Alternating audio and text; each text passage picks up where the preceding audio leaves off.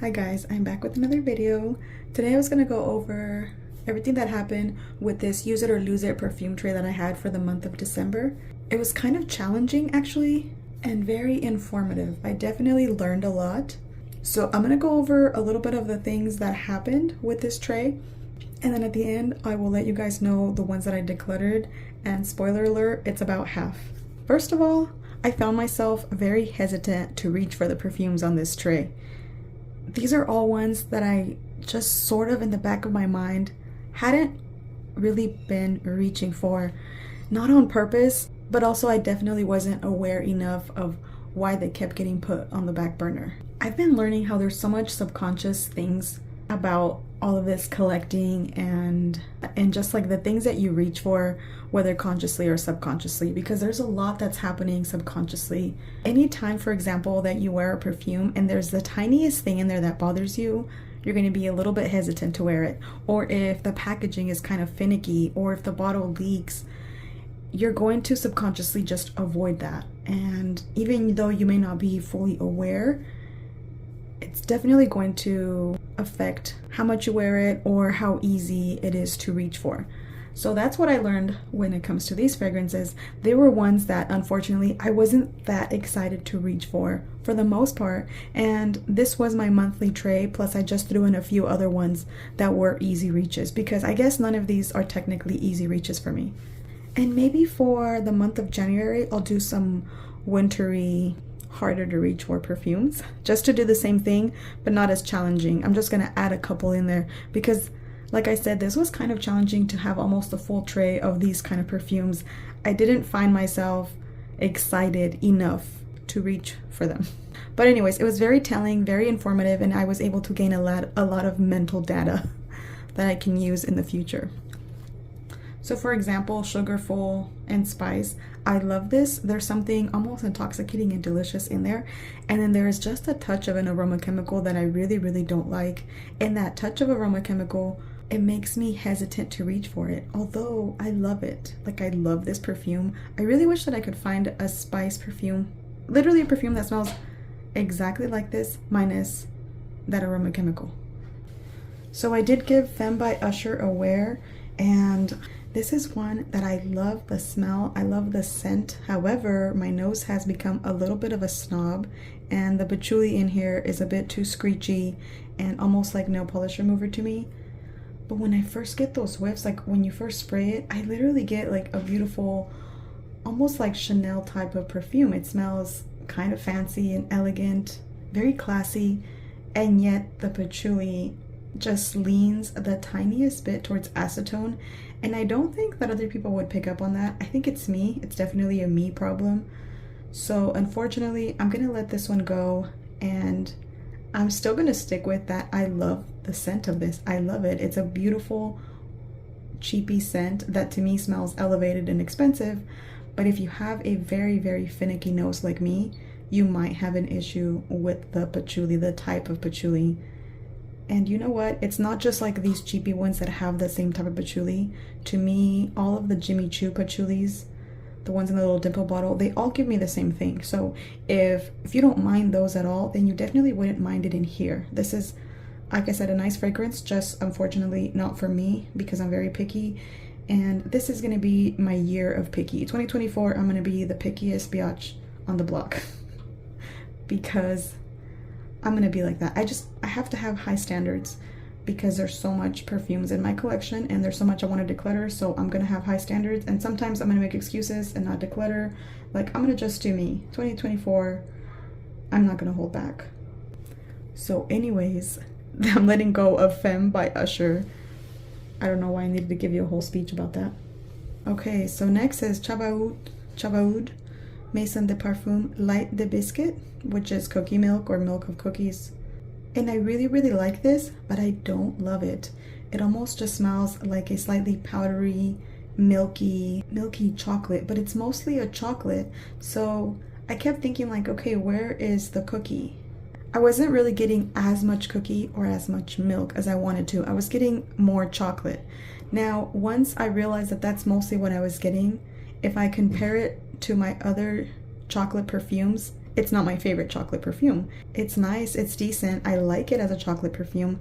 However, for the price that these cost me, I don't want to keep it just as a chocolate perfume. And like I said, I'm definitely not getting enough milk or like a cookie vibe. I'm mostly getting chocolate. However, it's not my favorite chocolate, so I'm just repeating myself. So anyways, the point is that I'm letting this go because it's moved to the category of chocolates, and I have like 2 or 3 chocolates that come above this one, so I'm not gonna keep the redundancy of it.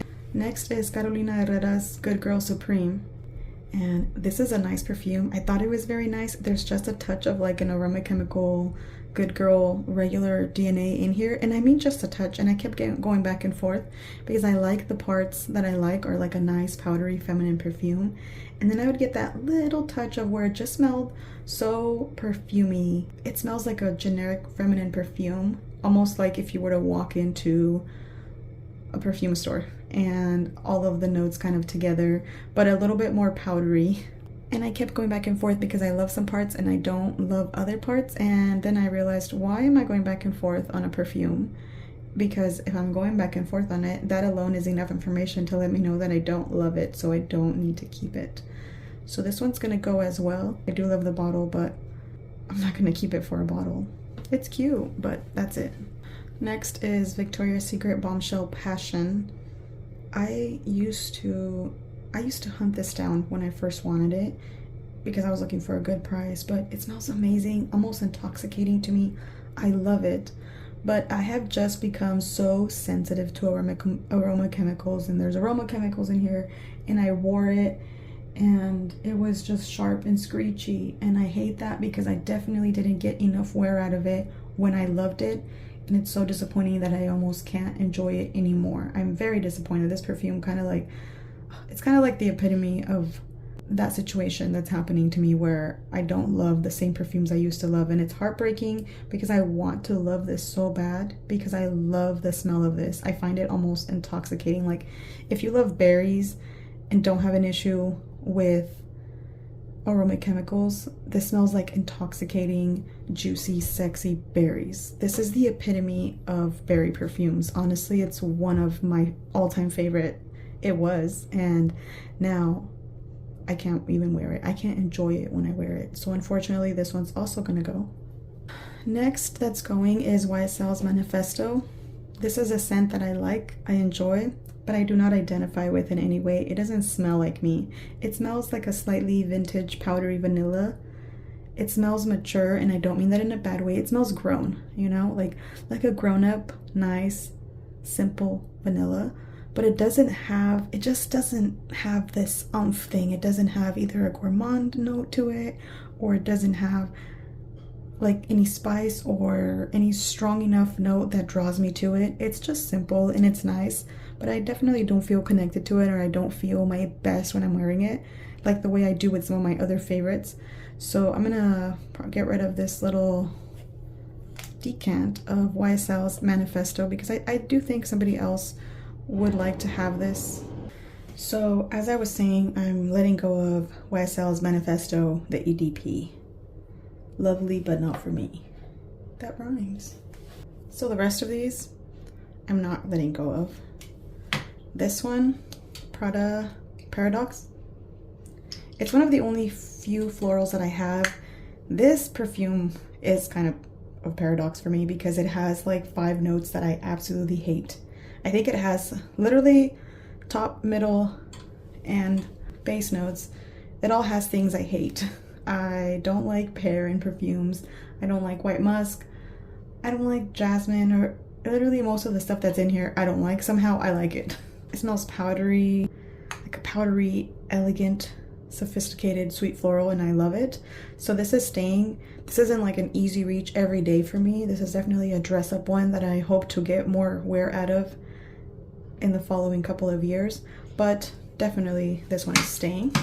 Even though I don't reach for this one a lot, to me it still smells like the epitome of a clean woman perfume. But this scent to me is smooth and creamy, elegant woman, but not on a day where she's dressed up. Somebody who just naturally smells like this after they shower, and I love it. And I'm still hopeful that this can become like one of my go-to fragrances. So I still love it. I still want to have this in my collection. And this one is to me, laundry detergent powdery floral with honey. And there's something very, very nostalgic. I definitely haven't played with this enough to be ready to let it go. I want to try it out in different seasons and wear it a little bit more. It's nice, but even if I decided to declutter it, I probably wouldn't even like get it out of my house. I'd use it to spray my curtains or something because I kind of like the smell. I don't know if I like to wear it, but I enjoy the scent of this. Kind of smells like laundry sheets in 1999. This one, I'm also not excited to wear, but I'm not done playing with it. Like, I'm intrigued by it. I find it to smell a little bit more expensive than what it is. I know it's a cheapy looking bottle, cheapy fragrance, but I'm just not ready to let this go, so I'm not gonna force it either. So I still want to play with this a little bit more. And this one was in my declutter pile, and I can't decide because I love the part that I love. It's really hard to explain because I find the part that I enjoy in this amazing, and that one little thing I have an issue with. I've worn this fragrance, I mean, not much, but I want to say at least 4 or 5 times, and I can't decide, but I'm not ready to let it go. But you see, this is why it was necessary to do this, because I'm still thinking that I loved some of these. Like, in my mind, I loved this one and this one and this one, and I liked this one, and yet the reality is that those are going. So this type of tray was very necessary, even though it was very challenging for me. And these are still gonna stay somewhat like on the chopping block, so these might be decluttered. Well, these two I don't know, these are all kind of on the chopping block for 2024 because I will continue to test and continue to downsize my collection. But that is it for right now. That is just the update.